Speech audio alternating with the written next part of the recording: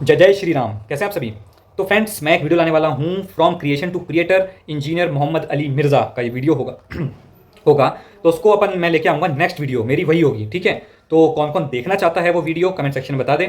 और क्योंकि फिर मैं उस पर रिएक्शन दूंगा, अगर सब लोग चाहते हैं तो मैं उस पर रिएक्शन अवश्य दूंगा। फ्रॉम क्रिएशन टू क्रिएटर ये वीडियो का टाइटल है, इंजीनियर मोहम्मद अली मिर्ज़ा का ये वीडियो है। तो आप बताएं इस पर रिएक्शन देना है तो अगला वीडियो मैं इसका तुरंत लेकर के आ जाऊँगा। फ्रेंड्स, मैं इस वीडियो में एक आपसे बात कहना चाहता हूँ, एक भाई के नाते, एक दोस्त के नाते, कि चाहे इस्लाम को मानने वाले हों या कोई भी हो, प्यार प्रेम एक बड़ी चीज़ है। आप प्रेम को बांटें, नफ़रतें नफ़रतें नफ़रतें ना करें। मैं बस इतना ही कहूँगा, नफ़रतें ना करें। क्योंकि देखिए, मैंने एक मौलाना जी की, तारिक जमील जी की ही वीडियो थी वो, उसमें मैंने दिया था इंस्पिरेशन, मैंने देखी थी वो वीडियो। तो उसमें क्या कह रहे थे कि आपकी ज़ुबान मीठी होनी चाहिए, आपको सहन करने वाला बनना चाहिए, बर्दाश्त करने वाला। उन्होंने खुद कहा है ये, आपको बर्दाश्त करना चाहिए ना। आप इतना जल्दी प्रोवोक क्यों होते हैं? ये चीज़ है ना। अगर कहीं पर आप कहते हैं कि मुस्लिम्स पर जुल्म हो रहा है ना, तो ये सब है, तो हिंदुओं पर भी हो रहा है। हम प्रोवोक नहीं हो रहे हैं ना, आप एकदम से प्रोवोक हो जाते हैं। मैं यही चीज़ कह रहा हूँ कि सहिष्णुता, थोड़ा सहिष्णुता अपने अंदर लेकर के आएँ, कूल कूल रहना सीखें। बस मैं इतना ही कहना चाहता हूँ, क्योंकि गुस्सा करके और ये सब चीज़ें, इनसे जो है कि कुछ नहीं होता है, बस नफ़रतें ही बढ़ती हैं और तो कुछ होता नहीं है। आप देख सकते हैं इतने सालों से यही सब हुआ है। ठीक है, तो ये चीज़ें हैं। बाकी आप अच्छे वे से अपनी बातें रखें और देखिए, धर्म पर सवाल ना उठाएं आप। ठीक है, क्योंकि उससे होगा क्या कि लोग आपके मज़हब पर फिर सवाल उठाएंगे, तो इस तरीके से बात एक अलग डायरेक्शन में चली जाएगी। तो आप ये सब ना करें। मेरा यही कहना है कि आप जो हैं, आप अल्लाह बिलीवर हैं, मैं नॉन बिलीवर हूँ, तो आप अल्लाह पर बिलीव करें, लेकिन जो दूसरे का सच्चा भगवान है उस पर आप उंगली ना उठाएं। जैसे आप भगवान राम पर बोलते हैं कि वो तो इंसान थे, वो तो मानव थे, उनका तो जन्म हुआ, वो तो मर गए, तो भगवान थे तो मरे क्यों? इसके पीछे एक बहुत डीप साइंस है। वो मरे नहीं, उन्होंने अपने शरीर को छोड़ा, जानबूझ करके छोड़ा, क्योंकि उनका कार्य संपन्न हो गया था। जो पूरी मानव जाति को वो एग्जाम्पल सेट करना चाहते थे, उन्होंने एग्जाम्पल दे दिया था। ठीक है, तो उन्होंने वो एग्जाम्पल दे दिया था, वही श्री कृष्ण का है। ठीक है, भगवान श्री कृष्ण का भी यही है। ठीक है, अच्छा, भगवान श्री कृष्ण का एक डाउट आता है सबके मन में कि ये कैसे भगवान थे कि जो गोपियों के कपड़े चुराते थे। तो उसके पीछे मैं आपको पूरी तरीके से एक रीज़न जो है उसके पीछे का मैं आपको बता देता हूँ। वैसे तो मैं कोई भी रीज़न आमतौर पर देता नहीं हूँ।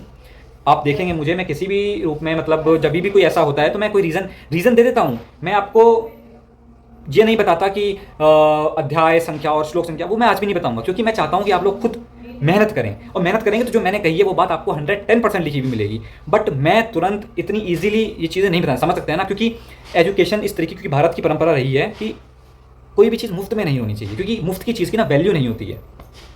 तो मैं कभी भी, मैंने किसी भी वीडियो में आपको पृष्ठ संख्या और किस अध्याय का है ये मैंने नहीं बताया है, और मैं नहीं बताऊंगा।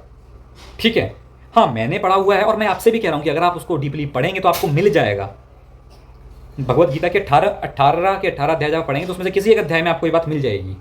ठीक है, लेकिन प्रॉपर एक अध्याय में आपको बता दूँ तो फिर आपसे आपका काम क्या होगा, आसान हो जाएगा। और मैं नहीं चाहता कि किसी भी ज्ञान को इतना सस्ता बनाया जाए, इतना आसान बनाया जाए। तो ज्ञान के लिए मेहनत करना आवश्यक है, कि ज्ञान पाने के लिए आपको मेहनत करनी ही चाहिए। ये मेरा थॉट प्रोसेस है, इसलिए मैं आपको एट द एंड रिजल्ट क्या होगा वो बता देता हूँ। बट उसको, उस रिजल्ट तक पहुँचना कैसे है, मैं वो नहीं बताता। वो मैं चाहता हूँ कि आप अपने उससे कोशिश करें। अच्छा, भगवान कृष्ण की बात आती है कि उन्होंने गोपियों के कपड़े चुरा लिए, तो ये कैसे भगवान है? तो मैं उस पर आपको उसका रीज़न बता देता हूँ।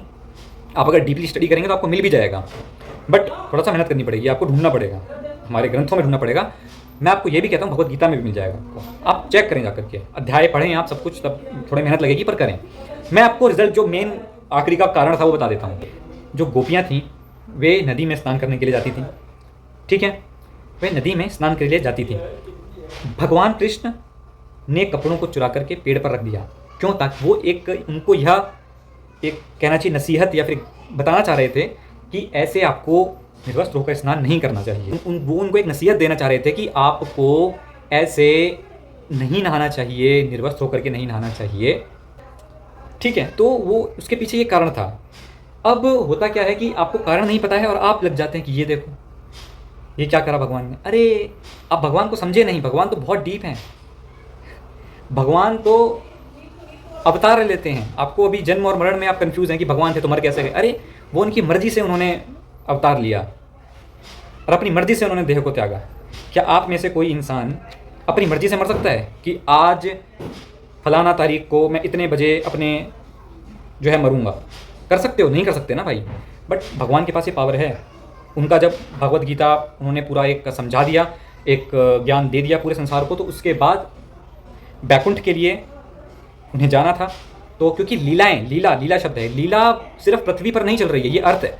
ऐसी न जाने कितनी अर्थ हैं, इन्फाइनाइट अर्थ हैं, हर जगह लीला चल रही है। किसी कहीं और अभी त्रेता युग चल रहा है, किसी पृथ्वी पर अभी द्वापर युग चल रहा है, यहाँ अभी कलयुग चल रहा है, कहीं पर अभी कोई और समय चल रहा है। ब्रह्मा की आप बात करें, चतुर्मुखी ब्रह्मा, जिस ब्रह्मांड में हम लोग रहते हैं, ये चतुर्मुखी ब्रह्मा का ब्रह्मांड है। पंचमुखी, षष्ठमुखी ब्रह्मा आपको मिलेंगे, इनफाइनाइट मुखी ब्रह्मा आपको मिलेंगे, जिसे आप एलियंस कहते हैं। तो जो कि हमसे बहुत ज़्यादा हाइयर डायमेंशंस में हाईली पावरफुल लोग होते हैं, तो वो आपको मिलेंगे। We are the not only the creature, हमसे बड़े ताकतवर लोग जितनी हम कल्पना नहीं कर सकते हैं वो भी अभी हैं, प्रेजेंट हैं वो भी। टाइम ट्रेवल का कॉन्सेप्ट आपको सनातन धर्म में मिलेगा। ठीक है, तो ये सब चीज़ें हैं। आपने स्टडी नहीं करी है इसलिए आप लोग सवाल उठाते हैं, और आपके सवाल बहुत ही बेसिक होते हैं। अगर आप उसकी थोड़ी स्टडी करें तो आपको उसका जवाब इजीली मिल जाएगा। ठीक है ना, उसका आपको जो है कि जवाब बहुत इजीली मिल जाएगा। बस आपको थोड़ा सा मेहनत चाहिए ना, मेहनत। और उसके लिए तो मैं भी कहूँगा कि मेहनत करें। बिना मेहनत के ज्ञान मिला फिर उसका कोई मोल नहीं होता है ना। तो इसलिए मैं कह रहा हूँ कि ज्ञान के लिए मेहनत करना अनिवार्य है, आवश्यक है। तो वही चीज़ें हैं। तो इसके पीछे कॉन्सेप्ट बताया। अब भगवान राम भगवान थे, ठीक है। भगवान का ना कोई शरीर है, ना कोई इमेज है, but at the same time वो अवतार लेते हैं। जैसे आपको क्या समझाऊं, साइंस आप अगर पढ़े हों तो साइंस में आज जो साइंटिस्ट ने प्रूव किया है ना, किसने पढ़ा है लाइट को? Particle nature and wave nature किसने पढ़ा है, आप मुझे बताएं। Particle nature and wave nature किसने पढ़ा है, आप मुझे कमेंट सेक्शन बता दें जिसने पढ़ा है। तो साइंस आज जिस नतीजे पर पहुंचा है ना सनातन धर्म में ना, वो सब बहुत पहले से है। ठीक है, वह सब करोड़ों सालों से है। मतलब करोड़ों साल भी क्या, उससे भी पहले से है, क्योंकि सनातन का ना कोई आदि है ना अंत है। ठीक है, तो साइंस ने आज क्या कहा है लाइट के लिए? लाइट का डुअल कैरेक्टर होता है। लाइट है particle nature and wave nature. अब मैं आपको इसका कॉन्सेप्ट बताता हूं इतना इजीली, मतलब होपफुली आप समझ जाएं। लाइट अमूमन तौर पर जो प्रकाश होता है वो पार्टिकल नेचर शो करता है। बट जब आप उसको इंस्ट्रूमेंट में डिटेक्ट करके देखेंगे, एक इंस्ट्रूमेंट लगा करके, तो वो वेव नेचर शो करने लगता है। तो एट अ सेम टाइम वो पार्टिकल नेचर भी शो कर रहा है, एट अ सेम टाइम वो वेव नेचर भी शो कर रहा है। इंटरफेरेंस ऑफ लाइट आपने पढ़ा होगा। ये जो है कि 10th की फिजिक्स की किताब है, 10th की या फिर ना 11th में पढ़ा होगा आपने। और ये सारा जब ऑप्टिक्स है जो जिसमें आप ऑप्टिकल इल्यूजन के बारे में सब कुछ पढ़ते हैं, तो वो मैं आपको बता रहा हूं। तो लाइट सेम टाइम पे पार्टिकल नेचर भी शो करती है, पर जो उसको बिना इंस्ट्रूमेंट के देख रहा है वो उसका सिर्फ पार्टिकल नेचर देख सकता है, वो उसका वेव नेचर नहीं देख सकता। बट जो इंस्ट्रूमेंट से देख रहा है ना, जिसके पास इंस्ट्रूमेंट है, तो वो उसका वेव नेचर को देख पाएगा, वो उसके वेव नेचर का साक्षी बन पाएगा। ठीक है, वो उसके वेव नेचर का साक्षी बन पाएगा। ठीक है, तो जिसके पास इंस्ट्रूमेंट है वो उसका पार्टिकल नेचर भी देख लेगा, उसका वेव नेचर भी देख लेगा, किंतु जिसके पास इंस्ट्रूमेंट नहीं है वो उसका सिर्फ पार्टिकल नेचर देख पाएगा, और वो कहेगा लाइट तो बस पार्टिकल है। तो यही स्थिति आपकी है। आप बस अभी भगवान राम को, भगवान कृष्ण को, इतने सारे जो भगवान आप बोलते हैं, वैसे तो सब मिला के वो एक ही हैं, उनके रूप अनेक हैं। आप कहते हैं कि इनका जन्म हुआ, इनकी मृत्यु हुई, तो ये भगवान क्यों हुए? तो आप बस अभी आपके पास वो इंस्ट्रूमेंट नहीं है, और वो इंस्ट्रूमेंट क्या है? ज्ञान। ठीक है, तो आपको बस अभी वो एक शरीर रूप में दिख रहे हैं कि इनका जन्म हुआ, इनकी मृत्यु हुई। आपके पास जब वो इंस्ट्रूमेंट आ जाएगा ना ज्ञान का, तो आप उसको समझ जाएंगे कि जिनकी हम इबादत करते थे, जिनकी हम इतनी इबादत करते हैं, जिनके लिए हम रोज़े रखते हैं, वो कोई और नहीं, भगवान राम ही हैं। ठीक है, ये चीज़ आपको तब समझ में आ जाएगी। तो उसके लिए मैं आपको यहाँ से बताऊँ तो ये चीज़ बताने वाली नहीं है, ये मेडिटेशन के थ्रू आप खुद फील होती है, अंदर से आती है। एनलाइटनमेंट अंदर से होता है, एनलाइटनमेंट अंदर से होता है, बाहरी काम नहीं है ये। ठीक है, थर्मोडायनेमिक्स फर्स्ट लॉ में डिस्कस कर लेता हूँ आपके। थर्मोडायनेमिक्स फर्स्ट लॉ क्या है? Energy can neither be created nor be destroyed, it can only be converted from one form to another form. ऊर्जा का ना उत्पादन किया जा सकता है, ना उसका डिस्ट्रॉय से बर्बाद किया जा सकता है, उसे बस एक रूप से दूसरे में रूपांतरित किया जा सकता है। तो वही हमारी थ्योरी है जो जन्मा साइकिल चल रही है, कि जो एक एनर्जी है जिसे आत्मा कहते हैं, वो ट्रांसफ़र होती रहेगी, एक इसमें फिर अगले में होती रहेगी। उसका कोई क्रिएशन नहीं है, वही नित्य सनातन है, उसका कोई क्रिएशन नहीं है, ना उसको कोई डिस्ट्रॉय कर सकता है, वो बस ट्रांसफॉर्म होती है। ये इसके बाद डिपेंडिंग अपॉन कर्मा, या तो अधोगति या उन्नति, या depending upon your karma may be higher dimensions में जाएं, क्योंकि at the same time same plane में कई डायमेंशंस हैं। मैं आपको बता चुका हूं पहले ही, एक ही जगह पर कई डायमेंशंस मौजूद हो सकते हैं। फोर्थ डायमेंशन का आदमी हमें नहीं दिख सकता, हम नहीं जानते कि उसको वो क्रिएचर कैसा होगा, हम नहीं जानते कि वो क्रिएचर कैसा होगा। लेकिन fourth dimension, fifth dimension, sixth dimension, सारी डायमेंशन अवेलेबल हैं eight the same time same place. जैसा कि मैं आपको एग्जांपल देता हूं, चींटी एक 2 डायमेंशनल जीव है, वो एक्स वाई प्लेन में चल सकती है। इंसान 3D में, 3D ऑर्गेन जो है कि एक ह्यूमन बींग है, 3D में चल सकता है, 3D में देख सकता है वो, ठीक है। तो जो 3D का है उसकी परछाई 2D बनती है, 2D की परछाई 1D बनती है, तो फोर्थ डायमेंशन की परछाई कहाँ बनेगी? 3 डायमेंशन में बनेगी। तो एक इंसान के रूप में अगर कोई परछाई आप देखें तो समझ जाए कि वो फोर्थ डायमेंशन का है। फोर्थ डायमेंशन कौन सी है? जो कि टाइम की डायमेंशन है, जो कि समय यात्रा है। और समय यात्रा आपको आज के साइंटिस्ट प्रूफ नहीं कर पाए हैं, बट जो टाइम ट्रेवल कॉन्सेप्ट है वो आपको एंशिएंट हिंदू स्क्रिप्चर्स में मिलेगा, ठीक है। टाइम ट्रेवल का कॉन्सेप्ट आपको सारा का सारा वही मिलेगा। मैं ये सारा यहां पर लेके नहीं बैठता, पर क्योंकि आप लोगों के सवाल थे इसलिए मैं लेकर के बैठा हूं, ठीक है। तो टाइम ट्रेवल का सारा सारा सारा कॉन्सेप्ट आपको मिलेगा वहां पर, क्लियर है। ये चीजें हैं, बहुत कुछ साइंटिफिक है, बहुत कुछ साइंटिफिक है, ठीक है। अब कई लोग कहते हैं मेरा क्या कॉन्सेप्ट है? सनातन धर्म का कॉन्सेप्ट है अहम ब्रह्मास्मि, मैं ही गॉड हूं, आई एम द गॉड, ठीक है। अब लोगों का सवाल आता है इस पर कि अगर आप भगवान हैं, अगर मैं भगवान हूं तो मैं तो मक्खी भी नहीं मार, मैं मतलब जो है कुछ मक्खी को भी पैदा नहीं कर सकता, मतलब कुछ कर ही नहीं सकता, कोई जादू नहीं कर सकता, तो मैं कैसे भगवान हुआ? तो भाई इसमें मैं तो आपको समझा देता हूं अभी, बट ये आपके इस पे है कि आपको समझ आता है अथवा नहीं आता है, क्योंकि ये बात जो है वो PhD से भी ऊपर की है, और आपका लेवल अभी कितना है ये आप जाने, ठीक है। तो अहम ब्रह्मास्मि का कॉन्सेप्ट क्या है?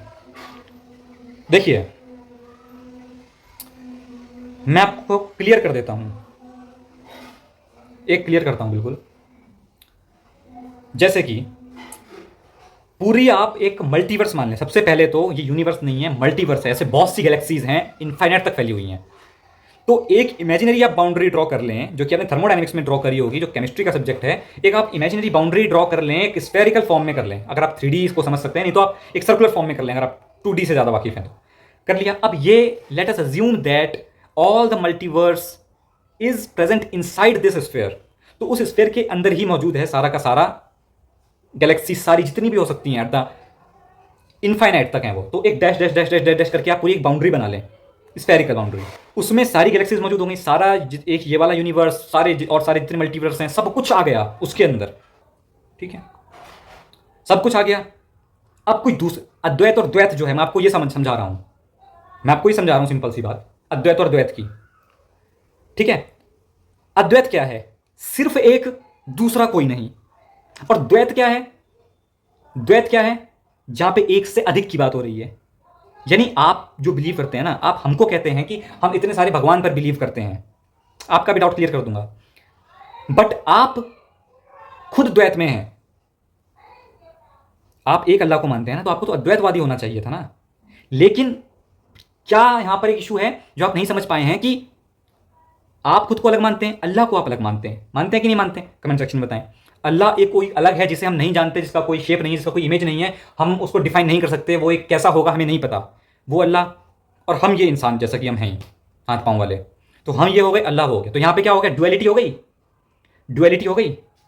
तो डुअलिटी में ही तो सारा कचरा है, डुअलिटी में ही तो सारी की सारी बात है। जो डुअलिटी में उलझ गया वो सच्चाई तक नहीं पहुंच पाता ना मेरे भाई। सनातन धर्म इस डुअलिटी से बाहर निकलकर सिंगुलैरिटी की बात करता है, अद्वैतवाद की बात करता है, ठीक है। आपने अल्लाह को अलग माना, और हमारा जो कॉन्सेप्ट है मैं आपको बता रहा हूं, मैं आपको अपना कॉन्सेप्ट, हमारा मतलब अपना क्या धर्म का कॉन्सेप्ट बताता हूं।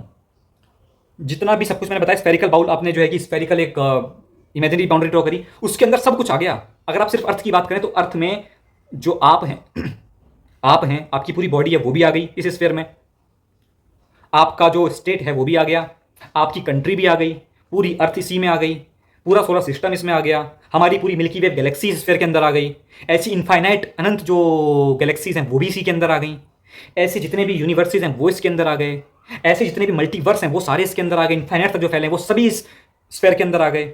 जितने भी स्टार्स डेड होते हैं और ब्लैक होल बनते हैं वो सारे स्टार्स के स्टार्स इसके अंदर आ गए, वो सारे जो ब्लैक होल्स फॉर्म हुए हैं वो इसके अंदर आ गए, सारा टाइम इसके अंदर आ गया, पास्ट, प्रेजेंट, फ्यूचर इसी स्फीयर के अंदर आ गया।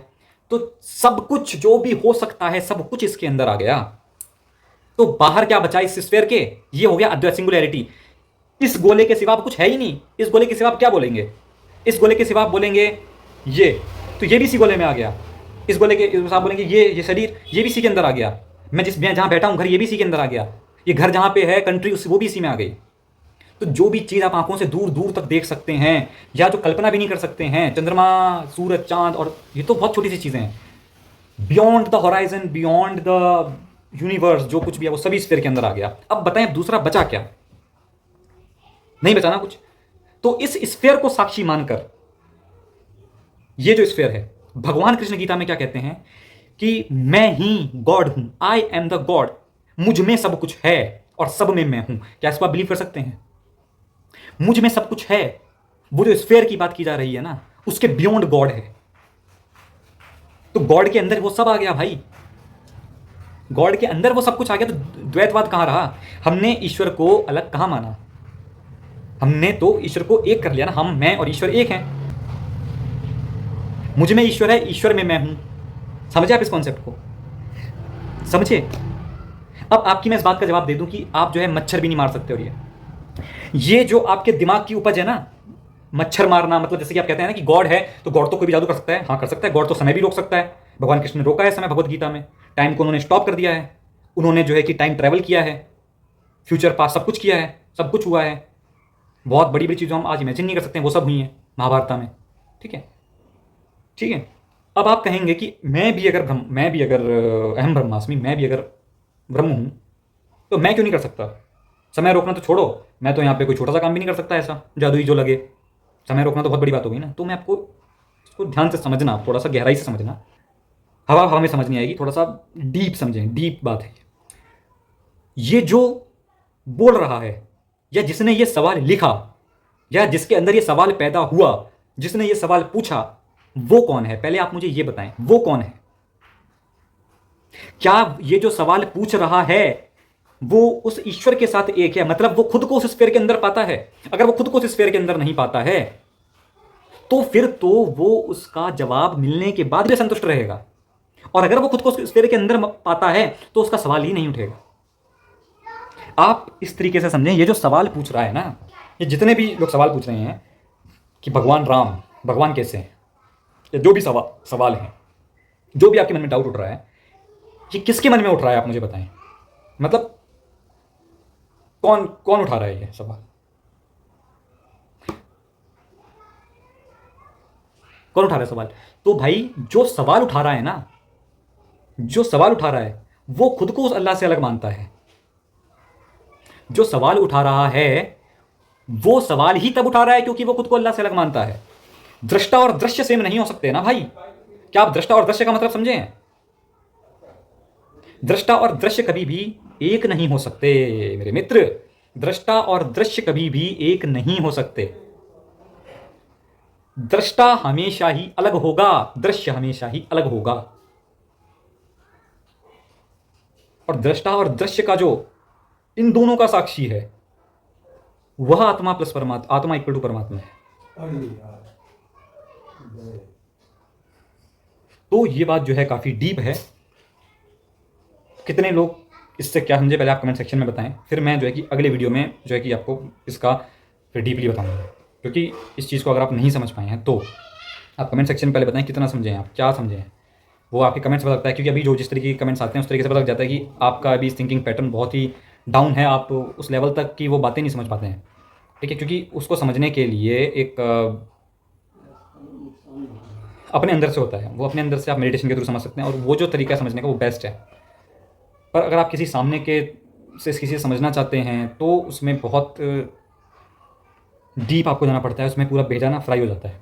तो ये चीज़ें हैं। बाकी अभी आज मैं इतना ही बोलूँगा, अभी आज फिलहाल मैं इतना ही बोलूँगा क्योंकि वीडियो होगा लंबा। अगली वीडियो में मैं अगर आपको क्लियर ना हुआ हो तो मैं आपको और क्लियर कर दूँगा। तो मैं यही कहूँगा कि मेरा एंड में कहना यही था कि आप किसी भी धर्म पर ऐसे उंगली ना उठाएं, आप जबकि आप जानते नहीं हैं। बहुत बातें जो हैं, सच्चाई आप जितना जानते हैं उससे कहीं कॉम्प्लेक्स है। तो सच्चाई इससे बहुत कॉम्प्लेक्स है। तो आप ऐसे सवाल ना उठाएं कि जो है ये फिर बचकाना सा लगता है। ठीक है ना। क्योंकि पीएचडी की किताब के आगे बैठ के एक फर्स्ट क्लास का बच्चा हंसेगा तो वो नॉर्मल सी बात है, वो हंसेगा क्योंकि समझ नहीं आएगा ना। तो वही सिचुएशन आपकी हो रही है कि आप जो है समझ नहीं रहे हैं चीज़ों को और फिर अर्थ का अनर्थ कर रहे हैं। ठीक है, तो ये चीज़ें हैं। बाकी कॉन्सेप्ट तो बहुत डीप है, अभी बहुत कुछ है, बट एक ही वीडियो में बताने जाएंगे ना अगर सब, भाई यहाँ पे जो है कि गर्मियों से सर्दियाँ आ जाएंगी, सर्दियों से गर्मियाँ आ जाएंगी, वीडियो ख़त्म नहीं होगी। तो बहुत कुछ डीप है भाई, इतना कोई इजी नहीं है टास्क, बहुत कॉम्प्लेक्स है। जिस पे थोड़ा सा, जिसका लेवल ऑफ थिंकिंग थोड़ा सा हाई है वो समझ सकता है, बाकी जो बिल्कुल लो पे है उसे तो बिल्कुल भी समझ में नहीं आएगा ये कॉन्सेप्ट जो है। तो बाकी फिर नेक्स्ट वीडियो में मिलते हैं। आप मुझे कमेंट सेक्शन में बताएं कि आपको क्या कुछ समझ में आया। बस जो समझ में आया वो राय लिखें, अभी कुछ इधर उधर की राय मत लिखें कि ये हमारा रिलीजन बेस्ट है और ये बेकार है, ये मत करें। अभी जो मैंने बताया उस पर टिप्पणी लिखें। ठीक है, तो मिलते हैं फिर नेक्स्ट वीडियो में, तब तक के लिए जय श्री राम।